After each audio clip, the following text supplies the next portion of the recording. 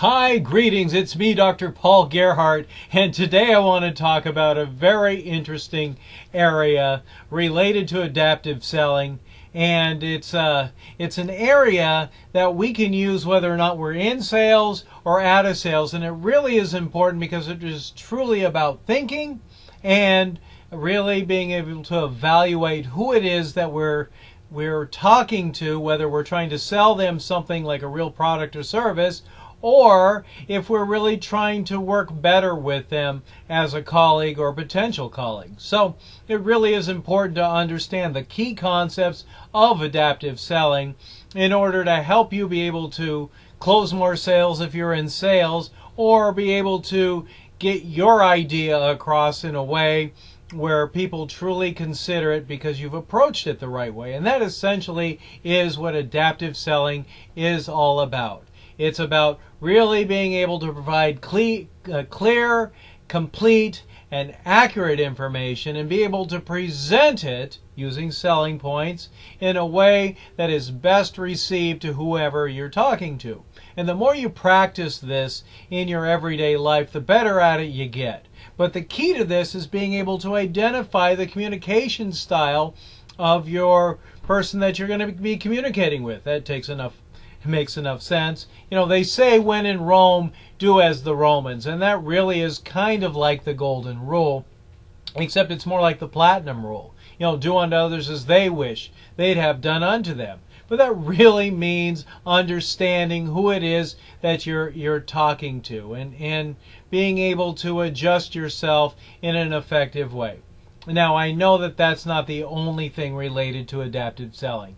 I mean, we really have to consider the different types of presentations. You know, there's canned presentations and then customized presentations, you know, that are adapted to the customer's needs. And those are really interesting to consider. You know, things that people look for, generally speaking, in an outline presentation is reinforced past success. You know, talk about why people like your product and why your product or service matters, or whatever idea that it is that you're trying to convey is relevant to something that people would be interested in. Be able to reiterate your customers' needs. Now, I know that you are looking for profits and fast returns, or you're looking to maximize your dollar, or whatever it is. You know, efficiency and effectiveness are often key things that people look for. Then introduce what it is that you're here to talk about, you know, and explain, you know, what it looks like altogether. And then talk about what some of the possibilities are. And then make the ask. Be very, very clear of what it is you want. And then thank the person, you know. So essentially that's what it looks like. So reinforce past successes, reiterate customers' needs, introduce the idea that you would like to present, talk about, you know, how it works, you know, what does that campaign look like, and then explain, you know, some of the dynamics of it, and then make the ask, and then thank. So pretty simple.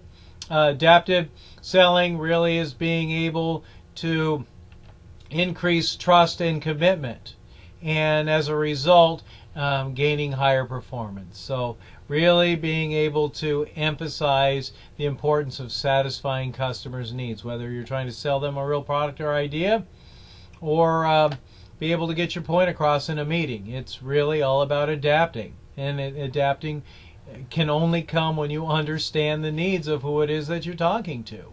So key to being success in any selling situation is to know what the heck you're talking about and understand your product and your company thoroughly. Understand all the dynamics of the concept that you're trying to get across in your meeting. That means you got to do your homework. You've got to know the ins and outs of it, know who your competitors are doing and what they have to offer, and understand the ins and outs of their product and company so that you can be able to adapt at the right time to help whoever it is that you're working for get the information that they need. So you can make people's lives easier by coming prepared to whatever meeting that you're into.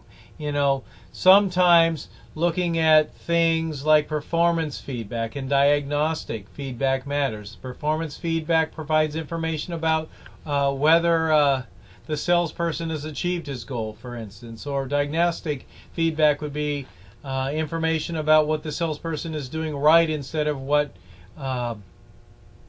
right and wrong instead of just whether or not they made a sale. So really being able to use tools as a leader or an individual to be able to look at the right information and be able to evaluate it with the right criteria. So there's a lot of information out there to help you understand more about your product or service or competitors or whatever you want to present in your meeting.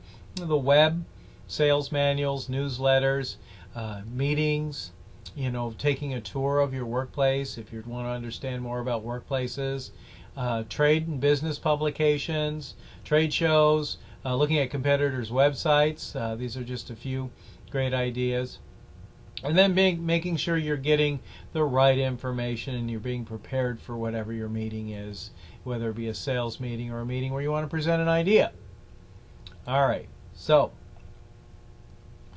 a key method to being adaptive is what I introduced at the very start of this video. And it's called social style metrics. And essentially, it's style flexing. It's adjusting your behaviors to match your customer's style. So I'm going to tell you what to look for.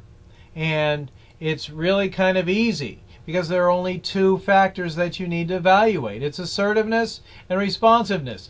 High assertiveness, low assertiveness. High responsiveness, low responsiveness. So that gives you 4 essential dimensions, and we're going to talk about these in styles. So let's define what assertiveness is. Assertiveness is the degree to which people have opinions about the issue and publicly make their positions clear to others.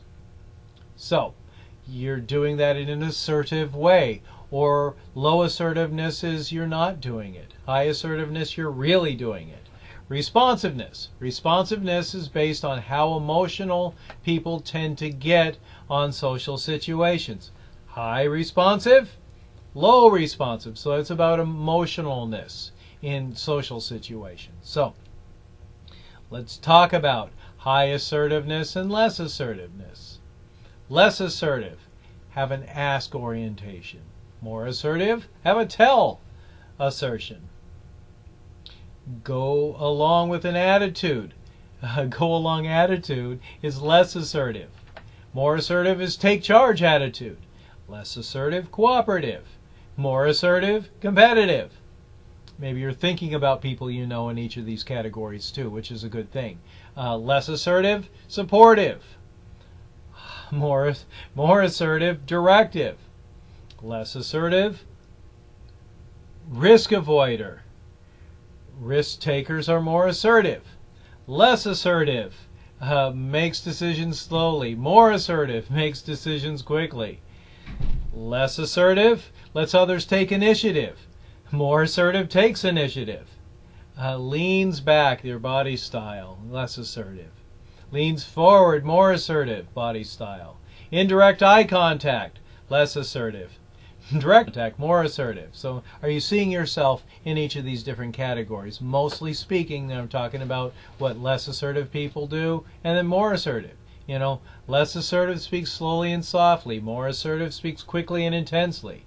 More deliberately, less assertive. More rapidly, more assertive.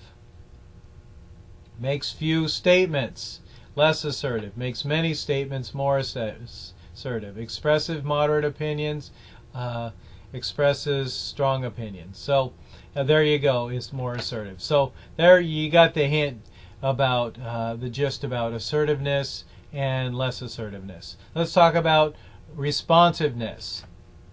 So responsive, less responsive people controls their emotions. More responsive people show their emotions. Less responsive people are cool and aloof. More responsive people are warm and approachable. Less responsive people are talk-oriented. More responsive people, people-oriented. Less responsive people use facts. More responsive people use opinions. Less responsive people are impersonal and businesslike. More responsive people are personable and friendly. Less responsive people move stiffly. More responsive people move freely. Less responsive people seldom use gestures. More responsive people use gestures frequently. Less responsive people formal dress. Less responsive people informal dress. And so any degree of these is something you'd be considering. Less disciplined about time, less responsive. Undisciplined about time, more responsive. Controlled facial expressions, less responsive. Animated facial expressions, more responsive. So monotone voice, less responsive. Many vocal inflections, more responsive. So you kind of get the hint. So let's look at the 4 different types of personalities that you observe through behaviors. So we're talking about people's behaviors, and you're observing those, and think about your own. If you are low responsive and low assertive, you are considered an analytical, like Hillary Clinton is considered an analytical. So analyticals, low responsive, low assertive. On the other hand, low responsive, high assertiveness. Our President of the United States. And so that is a driver. So low responsive, low assertive is a driver. High assertive, high responsive people are expressives. And a good example of an expressive is our past president, Mr. Barack Obama. And so he was highly assertive and highly responsive. And so if you fit into the category of high assertive and high responsive, you're an expressive.